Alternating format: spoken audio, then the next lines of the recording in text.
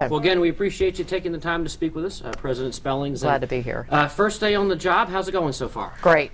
I've just gotten back from having lunch with students at NC Central. I had a town hall meeting with the staff of the General Administration. I had a video conference with chancellors, talked to some press folks like you. It's just been a great day, and I have a meeting with the faculty senate leaders later on this afternoon, so all in a pretty busy day. And I know you have a visit to Fayetteville tomorrow. I do. Your first, I guess, official campus visit? That's right. In the first 100 days or so, I'll be visiting every single campus, starting with Fayetteville tomorrow.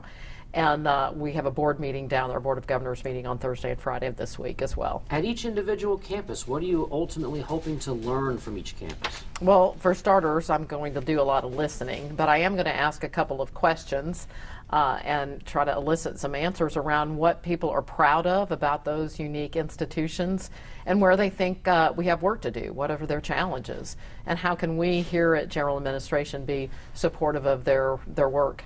I do need to also ask you, earlier today at UNC Chapel Hill, there was this walkout among some of the students. When you heard about that or saw it, what was your reaction? Well, you know, I know that in public life, obviously these are students and faculty who have opinions. I would ask that they give me a chance, and I'm looking forward to getting to know them and to learning what their issues are and getting to work on the things that we are in common cause around, like affordability and access to higher education. Up until today, these demonstrations that have happened, I mean, they've happened, I'm sure you've seen them, but you've not actually physically been there while they've happened. What have they done to you? I mean, we saw you at the Grandover speaking, and it has impacted you. You know, I have to say I've been a little surprised, as I said then, that after, you know, I've spent most of my life in public service, working on behalf of students, closing the achievement gap and so forth. And, you know, I certainly respect all points of view, and I hope that they will respect my point of view also. And I've been a little surprised at the, you know, that these are not people I know or have worked with. I'm looking forward to getting to know them, and I hope they'll change their mind about me.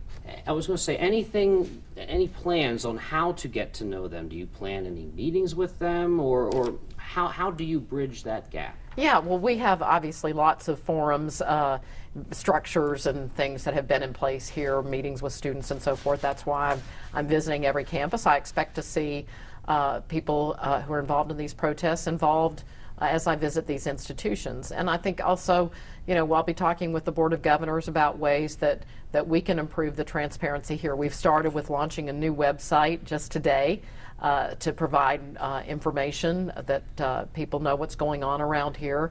I hope that we'll start streaming our board meetings so that people feel like they have access to them and the information in them and various things like that. But we should be very transparent about what we're doing. Lastly on them, when we talk to them, they continually pick out parts of your history in terms of serving on the board of the company that provided student loan debt, to whether what your position is on LGBT rights.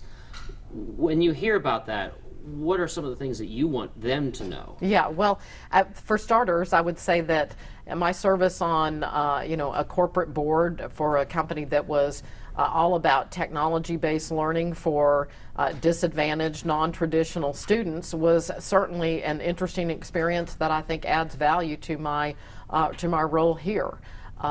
So, you know, I would just, as in all of our careers, that's true. With respect to the company that was involved in student debt collection, they are the #1 contractor with the U.S. Department of Education. So if it's good enough for the Obama administration, it's good enough for me.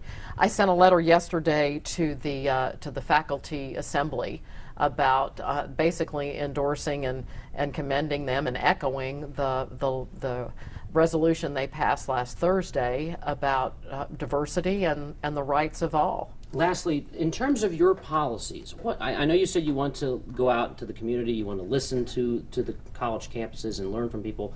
What are some of the policies that you really want to hammer home in your first few months in office? Well, I think access and affordability are really the two things that come to the top of my mind. You know, this is a time in our nation's economy